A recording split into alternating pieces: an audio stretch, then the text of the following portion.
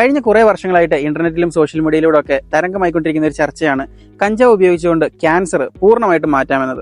എന്നാൽ ഇതിന്റെ സത്യാവസ്ഥ എന്താണ്?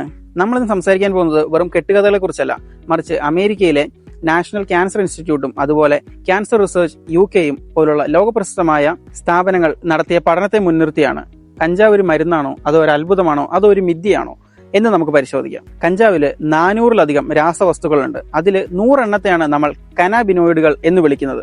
ഇതിൽ പ്രധാനികൾ THCയും CBDയുമാണ്.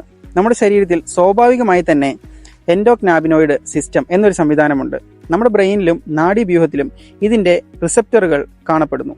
നമ്മൾ കഞ്ചാവ് ഉപയോഗിക്കുമ്പോൾ അതിലെ ഘടകങ്ങൾ ഈ റിസപ്റ്ററുകളുമായി ചേർന്നാണ് പ്രവർത്തിക്കുന്നത്. പഠനങ്ങൾ പറയുന്നത് ഇത് നമ്മുടെ ശരീരത്തിന്റെ വേദനകൾ കുറയ്ക്കാനായിട്ടും ഉറക്കം മെച്ചപ്പെടുത്താനും സഹായിക്കുമെന്നാണ്. ഇനി നമുക്ക് ശാസ്ത്രീയ പഠനങ്ങൾ എന്ത് പറയുന്നു നോക്കാം. കഞ്ചാവ് ക്യാൻസറിനെ കൊല്ലുമോ എന്നതിനെക്കുറിച്ച് 3 തരത്തിലുള്ള പഠനങ്ങളാണ് നടന്നിട്ടുള്ളത്.